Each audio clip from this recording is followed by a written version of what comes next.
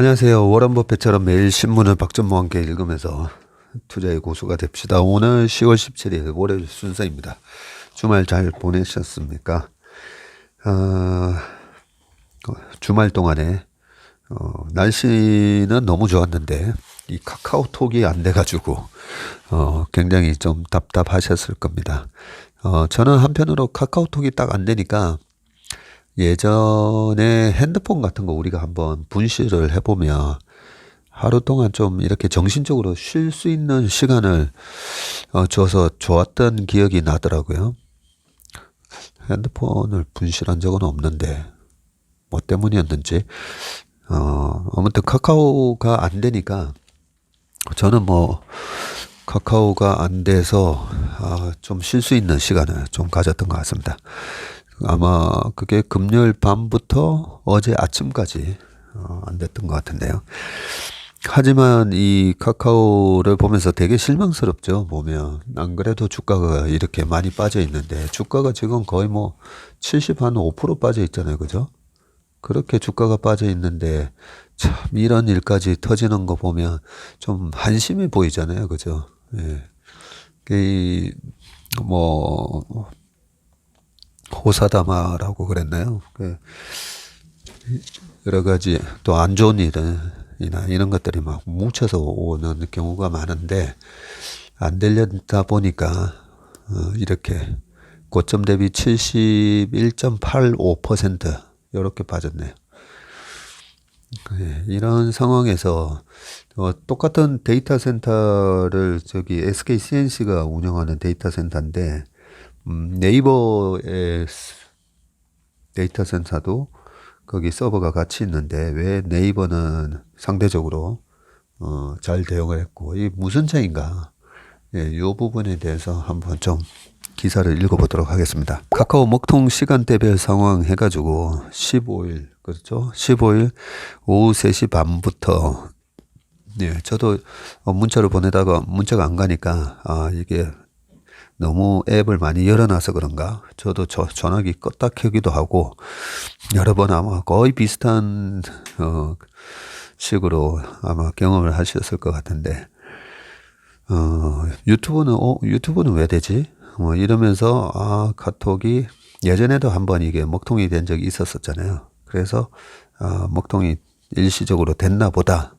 예, 요러고 말았었는데 그 다음날 아침까지 이렇게 3시 33분에 SK CNC 판교 데이터 센터에서 화재가 발생했고요. 화재가 발생하니까 3시 40분에 안전상 이유로 데이터 센터 전원을 차단을 했고요. 그러면서 이제 카톡 비롯한 주요 서비스 장애가 발생했고 오후 5시 56분에 지하 3층에 있는 전기실 일대 초기 진화가 됐고 11시 46분에 데이터 센터 진화 작업이 완료가 됐는데요. 그날 밤 0시 40분에 데이터 센터 전원 공급을 개시를 했고 1시 반에는 카톡 메시지 수발신 다음 뉴스가 복구가 되고요. 그 다음 날 어제 아침이죠. 8시에는 다음 카페, 맵, 페이, 모빌리티 등 일부 정상화가 됐습니다. 카톡 PC 버전 로그인 서비스 복구가 어제 10시 25분에 됐고요. 오후 5시에는 선물하기 웹툰, 스타일 결제 등 정상화가 됐고 6시 20분쯤에 돼서야 카톡 이미지 문서 파일 발송이 복구가 된 그런 상황인데 문어발식으로 서비스를 확장해온 카카오가 IT 업체의 기본인 데이터 센터 재난 복구 시스템과 비상 대응 체계가 부실을 넘어 아예 없다시피 한 민낯이 드러난 사건이라는 평가가 나왔다. 잦은 서비스 오류 논란에도 개선이 없이 네트워크 선점 효과를 통해서 10년 넘게 국내 1위 자리를 지켜온 카카오톡은 12년 만에 최장시간 서비스 장애를 기록하면서 최대 위기에 봉착을 했고요. 특히 화재가 발생한 같은 건물에 서버를 둔 네이버의 경우 신속한 이원화 체계로 서비스 장애가 카카오만큼 전방위적으로 일어나지 않았고 일부는 빨리 복구됐다는 점에서 카카오와 대조를 이룬 것이 카카오로서는 뼈아픈 지점이다. 16일 매경 취재를 종합하면 이번 사태는 단순 화재로 발생을 하긴 했지만 재난 시 백업, 이원화, 마비, 과도한 서버 집중 문제, 비상 대응 체계 부족, 자체 운영 데이터 센터 전무하고 이런 복합적 요인으로 언제든 터질 수 있는 인재에 가깝다는 분석이 나왔다. 카카오 네이버와 같은 대형 IT 플랫폼들은 통상적으로 화재와 같은 재난 상황에 대비해서 데이터를 국내 여러 데이터 센터에 분할 저장하는 시스템을 갖추고 있는데요. 카카오톡 같은 주요 서비스가 어떠한 재난 상황에도 멈추지 않도록 한 곳이 지진 혹은 테러 등의 사고가 나더라도 다른 곳에 실시간 백업 시스템을 갖추는 게 이원화 시스템의 기본적 취지이다. 카카오는 10월 5 데이터 센터에서 불이 난 직후 해당 사실을 인지하고 즉시 이원화 조치를 하기 시작했다고 밝혔는데요. 문제는 이원화 시스템이 제대로 작동하지 않았다는 점이고요. 화재 발생 이후 10시간이 지난 16일 새벽 2시가 됐어야 카카오톡을 비롯한 일부 서비스가 복구됐는데 카카오는 안전상의 이유로 화재 직후 SK CNC 데이터 센터에 전력이 즉시 차단이 돼서 이원화 시스템이 원활하지 못했다고 설명을 했습니다. 하지만 전문가들은 카카오가 국내 여러 지역의 복수의 데이터 센터를 이용하고 있는 상황에서 SK CNC 데이터 센터 한 곳이 가동이 안 된다고 카카오 서비스 전체가 먹통이 된 것에 의구심을 나타내고 있는데 서버가 유기적으로 구성되어 있어 판교 데이터 센터의 장애가 다른 데이터 센터에도 영향을 미쳤다라고 해명을 하긴 했지만 데이터 분할 백업을 해놓긴 했지만 정작 데이터 분할 백업을 하는 이유가 된 유사시 데이터 안전성에 대해서는 단 한 번의 사고로 전체가 무력화되는 지점이 있다는 것을 스스로 인정한 셈이다. 서비스를 실시간으로 백업하는 시스템이 사실상 작동하지 않았다는 얘기인데 이에 대해서 IT 업계 관계자는 서버가 턴 것도 아니고 단순 화재였는데 유사시 백업 서비스가 작동하고 우회 경로로 바로 돌아가면 서비스 기능들은 정상 작동될 수 있었으나 이게 작동하지 않은 것으로 보인다고 하면서 백업하는 목적이 고객 데이터 안전을 위한 것이 아니라 백업 절차 준수 그 자체라는 점을 만천하에 드러낸 사건이라고 지적을 했습니다. 양현석 카카오 부사장은 SK CNC 판교 데이터 센터에 있는 서버 가운데 절반가량이 복구됐다고 어제 밝혔는데요. 이곳에 서버를 32,000대 정도 두면서 메인 데이터 센터로 삼았다면서 현재 16,000개 정도의 서버가 복구된 상황이라고 말을 했습니다. 하지만 이 역시 논란을 불러왔는데요. 카카오가 사실상 한 데이터 센터에 서버를 집중시킨 것을 시인한 셈이기 때문이고요. 네이버의 경우 메인 서비스 서버를 춘천에 자리한 자체 데이터 센터에 두고 있고 일부 서비스 서버는 판교 등에 분산한 것으로 알려져 있습니다. 이번 사태에서 네이버 서비스의 피해가 적었던 것도 주요 서비스의 이중화와 서비스 컴포넌트 분산 배치 백업 덕분이라는 설명이었습니다. 비상상황 발생 시 허술한 비상대응 체계도 도마에 올랐고요.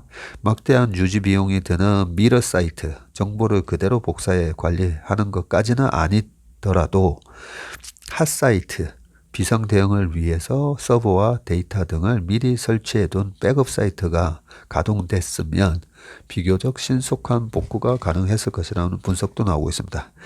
또한 평소 이원화 조치 적용과 재난복구 훈련 시 데이터 센터 전원이 한꺼번에 내려간 최악의 상황을 염두에 둔 대응체계가 마련되지 않았다는 비판이 나옵니다. 자체 인터넷 데이터 센터 건립 등 투자와 관련해서도 카카오가 네이버에 비해 다소 늦었다는 지적도 있습니다. 실제로 강원도 춘천의 자체 데이터 센터 각을 보유한 네이버는 데이터를 훨씬 효율적으로 분산을 해놓았고요. 카카오는 아직 자체 운영 중인 데이터 센터가 없다고 합니다. 내년 한양대 에리카 안산 캠퍼스의 첫 데이터 센터를 준공할 예정이라고 하고요. 카카오를 국내 대표 IT 기업 반열에 올려놓은 카카오톡과 관련해서 10년 넘게 장애 오류가 빈번하게 발생하는데도 카카오가 근본적인 대응이나 개선책을 강구하지 않은 것을 놓고도 비판이 제기된다고 합니다. 카카오는 100개가 넘는 계열사를 거느린 IT 공룡으로 덩치를 키웠지만 서비스의 본질인 안정성 측면에서 치명적인 약점을 드러내며 뒷걸음질을 했다는 지적을 받는다. 이에 대한 입장을 묻는 매일경제 질의에 카카오 측은 장애 복구 후 장애 원인 등을 면밀히 검토해서 필요한 조치를 취할 예정이라고 밝혔다고 합니다. 네, 좀 실망스럽죠. 실망스러운데 불난집이 뭐 잘 된다는 그런 우리 나라에 이제 속설이 있잖아요. 화재난 집이. 예, 그래서 이번 일을 계기로 카카오 경영진과 임직원들이 이렇게 네이버와 많이 비교를 하고 있지 않습니까? 그죠? 예, 이렇게 네이버는 왜 이번 똑같은 사건에서 이번 이 카카오에 비해서는 비상 대응을 신속하게 이래 잘했는지 그런 거를 좀 벤치마크 잘 해서 예, 이번 위기를 기업의 이런 위기 대응 시스템을 한 번 더 업그레이드하는 계기로 삼았으면 좋겠습니다. 그 다음 기사에 넷플릭스가 새 돈줄 잡았다. 투자사들 목표가 줄 상향이라고 되어 있고요. 넷플릭스가 주가가 많이 빠졌잖아요. 그죠? 네. 월트 디즈니뿐만 아니라 여러 OTT 서비스와 이제 출혈 경쟁을 하면서 주가가 많이 빠졌는데 새로운 요 광고 요금제를 출시를 하면서 최근에 보면 주가가 다 말을 해주지 않습니까? 그죠? 최근에 한 달 사이에 특히나 최근 2주 보면 넷플릭스 주가가 되게 단단하더라고요. 시장 상황이 안 좋음에도 불구하고 주가가 단단하게 버티는 그런 모습을 보일 때 이 회사의 펀더멘탈에 뭔가 변화가 있구나 이런 걸 우리가 시세를 보면서 알 수가 있는데 참고로 지금 넷플릭스의 저점이 나왔던 게 5월 13일입니다. 5월 13일 날 162달러였다가 지난 8월 달에 주가가 250불까지 올랐다가 지금도 230불이에요. 다른 기업들 보면 5월, 7월, 그리고 최근 9월 이런 식으로 저점을 깨면서 막 내려가는 기업들이 꽤 많은데 넷플릭스는 지금 고점 대비 지금 67%에 빠져 있는데 지난번 162불까지 갔을 때는 고점이 700불이었으니까요. 거의 뭐 76% 정도 이렇게 빠졌었는데 나름 잘 버티고 있어서 아시는 분은 아시겠지만 최근 이 광고 요금제 요 부분이 뭔가 기업의 출혈 경쟁 속에서 이익이 악화되는 부분을 조금 개선시키는 그런 효과가 있는 것 같다라고 아마 눈치채셨을 건데 투자사들이 목표가를 줄상향했다고 하는데 내용을 한번 읽어보겠습니다. 연초부터 시작된 기술적 하락세에 가입자 수마저 감소하면서 폭락했던 글로벌 동영상 스트리밍 업체 넷플릭스의 주가가 반등 모멘텀을 얻을 수 있다는 전망이 나오고 있고요. 구독형 경제 모델로 매달 꾸준한 현금 흐름이 창출되는 데다가 다음 달 출시가 예고된 광고형 요금제가 수익을 증대시킬 것으로 예상되기 때문이다. 다음 달 출시가 되네요. CNBC 등 외신에 따르면 최근 시티그룹은 넷플릭스 목표 주가를 기존 주당 275달러에서 305달러로 상향을 했고요. 이는 지난 14일 주가 230달러 대비 향후 32% 상승 여력이 있다고 평가한 것인데 긍정적인 주가 전망의 배경에는 넷플릭스가 올해 11월 중에 도입할 예정인 광고형 요금제, 광고 지원 클래스가 있다.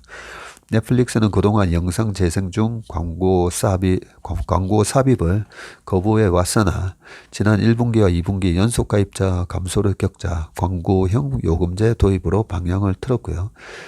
제이슨 베즈넷 시티그룹 애널리스트는 우리의 강한 입장은 상당 부분 광고 요금제 도입으로 기대되는 이익에 기초하고 있다고 하면서 회사가 추가적으로 현금 흐름을 창출할 수 있는 기회가 있다고 본다고 말했습니다. 최근 영국의 투자자문사 애틀랜틱 에퀴티즈의 해밀턴 페이버 애널리스트도 고객들에게 보낸 투자 메모에서 넷플릭스에 대한 투자 의견을 중립에서 비중 확대로 상향 조정을 했고요. 또 목표 주가는 주당 285달러를 제시를 했습니다. 그는 2025년까지 광고형 요금제로 인한 수익이 전체 회사 수익의 15에서 20%를 차지할 것이라고 내다봤고요. 이 부문에서 발생하는 매출의 약 80%가 회사 수익으로 연결될 것이라고 전망을 했습니다.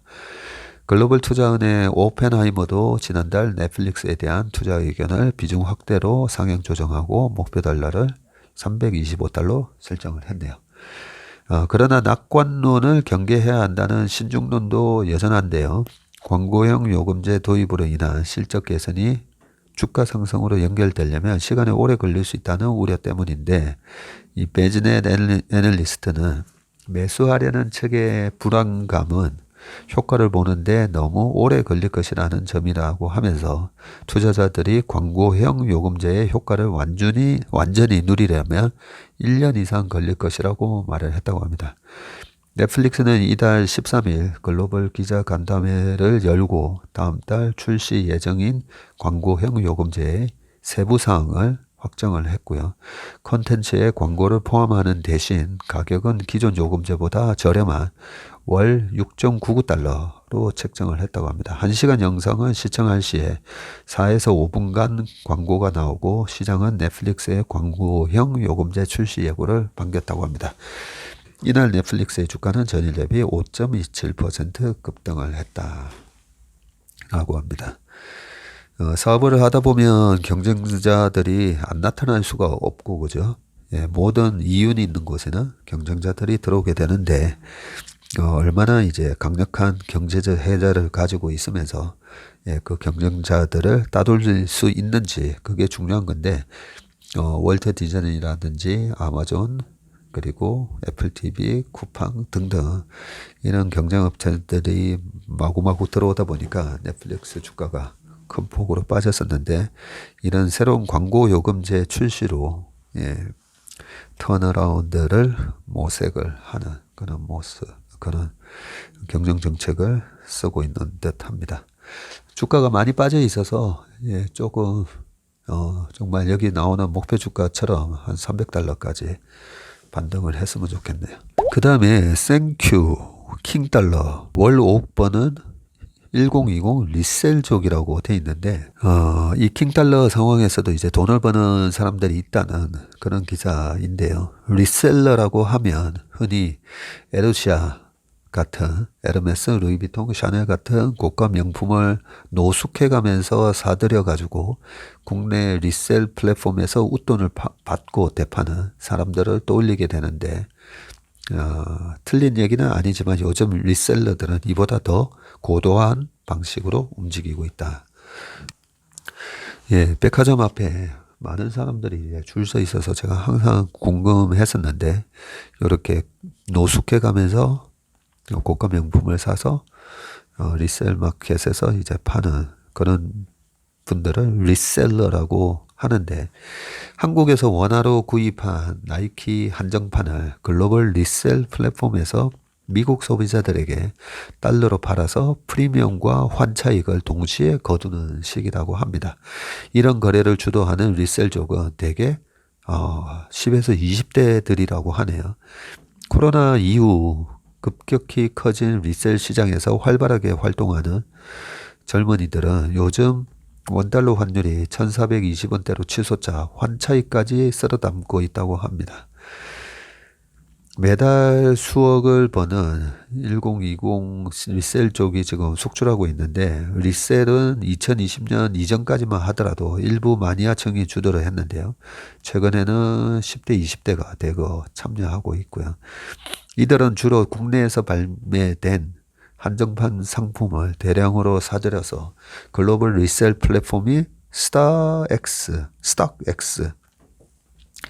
통해 미국을 비롯한 전 세계 소비자에게 판매하고 있다고 합니다. 원화로 사서 해당국 통화로 결제하기 때문에 요즘같이 원화가 싸질수록 수익이 늘어난다고 하는데요. 상품이 판매된 뒤 정산은 보통 10일 이후에 받는데 하루가 멀다 하고 환율이 계속 오르다 보니까 판매가 완료되고 정산이 마무리되는 사이에도 이 환율이 급등을 해서 또 차익이 커진다고 합니다. 스탁엑스가 2020년 국내에 진출하기 전까지는 짝퉁 판별이 쉽지 않고 배송 등에 드는 비용이 많아서 이런 거래가 사실상 불가능했는데 이 플랫폼이 들어온 뒤에는 정품과 이제 가품의 판별과 배송 등 문제가 모두 해결되어서 초보들도 손쉽게 거래를 할 수 있게 됐다고 합니다. 리셀 플랫폼 관계자는 물건을 고르는 감각만 있으면 사무실에서 클릭 몇 번으로 돈을 벌 수 있게 된 것이라고 말을 했습니다.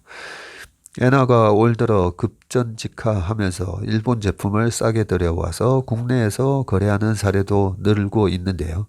일본어를 전공한 박모 씨는 최근 재팬 옥션에서 피규어 제품을 구매했고요. 박 씨는 10만 원대에 낙찰받아서 엔화로 결제하면 한국 시장에서 30만 원대에 팔 수 있다면서 아직 대형 유통업체들이 뛰어들지 않아서 가능한 거래 방식이라고 이렇게 말을 했습니다. 대단들 하시네요. 보니까 이렇게 수익이 있는 곳을 찾아서 거의 이런 거는 차익거래나 마찬가지잖아요. 주식시장에도 보면 기가 막히게 차익거래가 일어나고 있습니다. 전환사채나 뭐 BW 그런 게 이제 전환 가격하고 수량 이런 게 정해져 있다 보니까 주식시장에서도 전환사채를 전환을 해서 주식으로 팔 때 현재 가격 상장돼서 거래되고 있는 주식 가격하고 차이를 보면서 과거에 한 15년, 20년 전에는 이 BW랑 CB 이 차익 거래를 하는 선수들도 많았었는데요. 최근에는 이제 그런 차익 거래 기회가 많이 이제 알다 보니까 거의 없어졌고요. 주식시장에서 제가 그 채플미랑 여민함에서 말씀드렸던 소위 우리가 자주 듣는 차익거래 있잖아요. 선물하고 현물의 그 이론 베이시스하고 실제 베이시스 차이에서 나오는 차익거래. 네, 그런 것들이 있는데 아무튼 요렇게 지금 강달러 상황에서도 원화로 구입해서 해외에다가 팔면서 환차익까지 얻는 그런 리셀족이 있는데 10대, 20대 우리 10대, 20대들이 참 똑똑하다는 생각이 드네요. 그 다음에 엔화 추락 달러당 150엔 눈앞이다 라고 되어 있고요. 달러당 엔화 상승 환율 상승세가 지금 148.74 10월 15일 오전 2시에 기록을 한 부분인데 요 148.74 이렇게 보니까 우리나라 지금 원달러 환율도 보면 거의 숫자가 뭐 비슷하죠. 보니까 원달러 환율 같은 경우에 1436 그리고 엔달러는 148.74 예, 거의 뭐 비슷하게 지금 움직이고 있습니다. 32년 만에 최저치 또다시 갱신, 일본 정부 시장 개입 가능성이 커져 이렇게 되어 있는데 좀 전에 이제 킹달러 리셀족 얘기처럼 이쪽 엔화 환율 얘기 조금 더 해보겠습니다. 엔달러 환율이 148엔 선마저 무너지면서 지금 150엔대 진입을 눈앞에 두고 있고요. 심리적 저지선이 150엔 선을 놓고 일본 정부와 외환 투자자들의 공방이 치열할 예정이라고 합니다. 엔달러 환율 상승은 달러 대비 엔화 가치가 하락한다는 뜻이죠. 지난 14일 147엔이 무너진 하루 만에 148엔까지 뚫리면서 32년 만에 최저치를 또다시 갱신했다. 그러면 32년 전이 언제죠? 1990년. 예, 이고요. 지난달 22일 일본 정부가 24년 만에 엔화 매수 시장 개입을 시행을 했지만 엔화 가치는 개입 시점보다 4억 4N 가까이 또 떨어졌다고 합니다. 대부분의 전문가는 미일 금리 차로 엔화 약세가 이어질 것으로 내다를 봤는데 사사키 도우루 JP모건 체이스 은행 시장조사부장은 에너지 가격 급등이 이어지면서 내년부터 일본은 20조 엔 규모의 무역 적자를 낼 것이다. 20조 엔이면 거의 200조, 우리나라 돈으로 200조 정도의 무역 적자를 낼 거다는 거죠.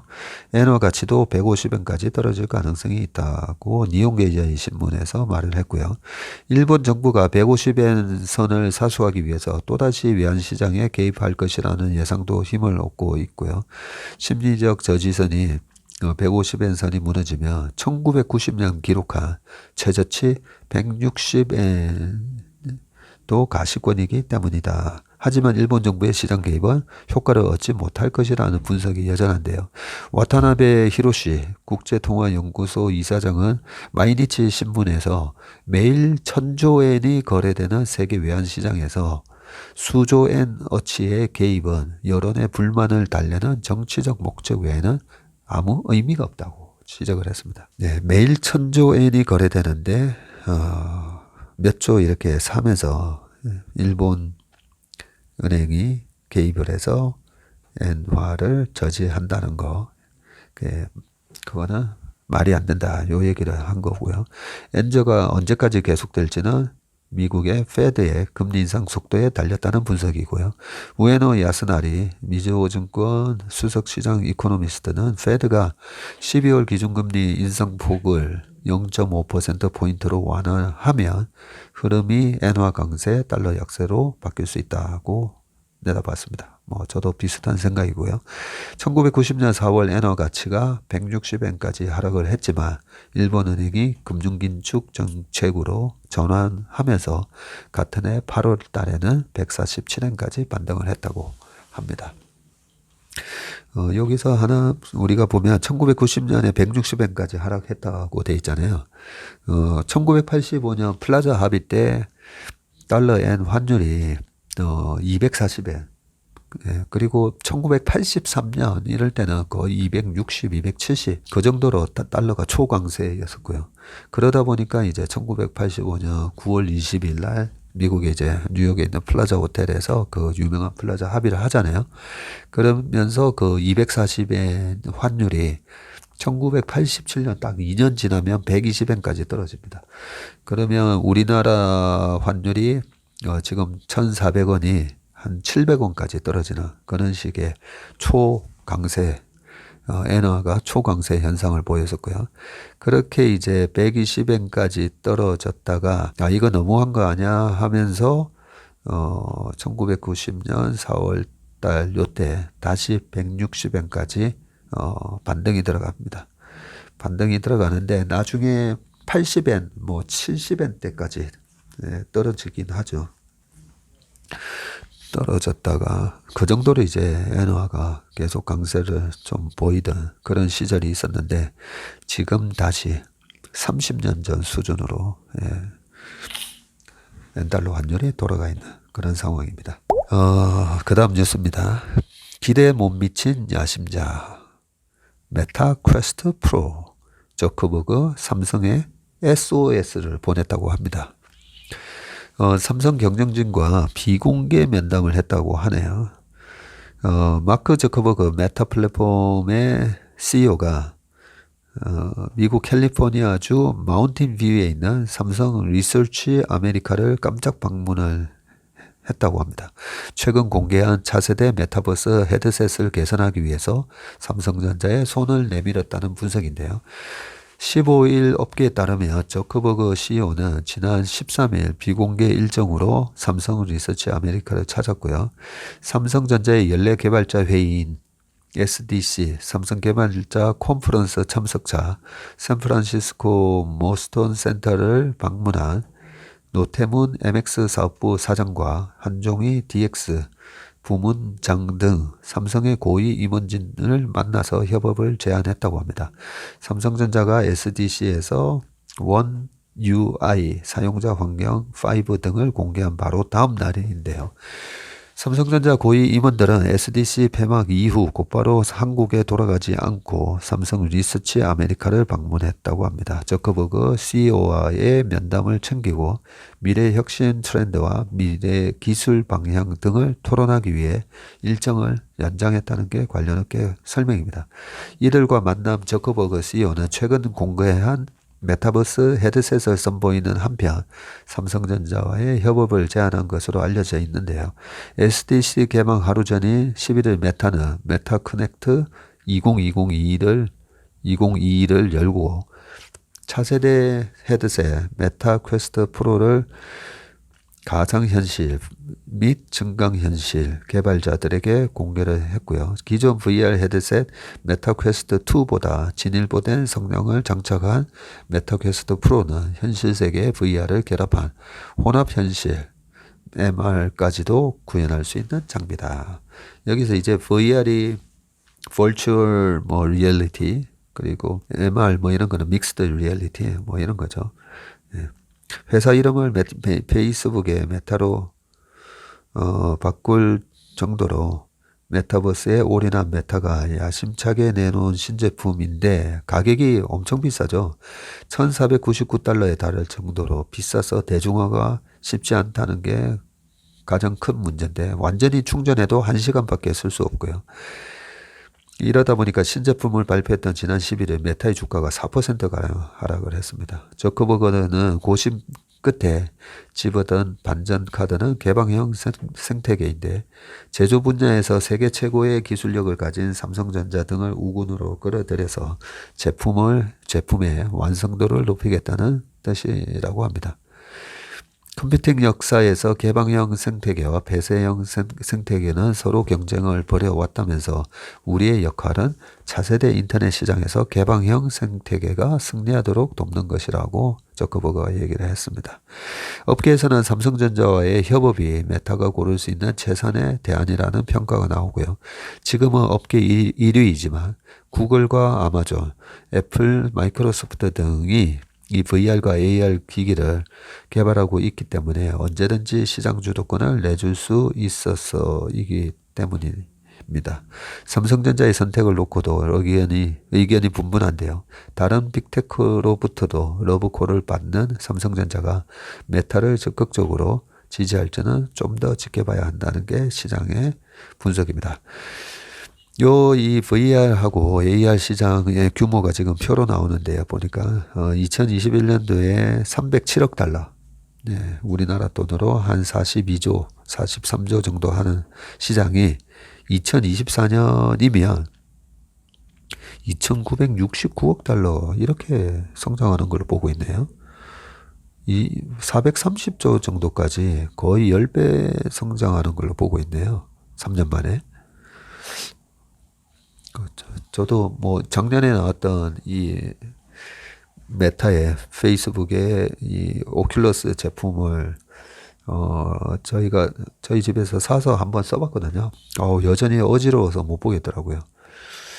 그런데 3년 뒤에 이 시장이 이렇게 커진다고 전망을 하고 있군요. 그 다음 기사를 보겠습니다. 미국 최대 슈퍼마켓 체인 크로그가 2위에 알버슨을 인수한다고 이래 돼 있는데요.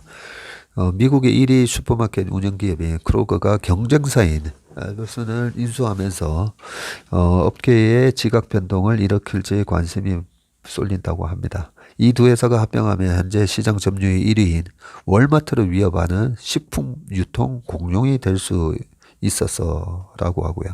크로그와 알버슨의 합병 계약을 맺었다고 지난 14일 발표가 있었죠. 지금 인수 가격이 246억 달러, 약 35조 원이고요.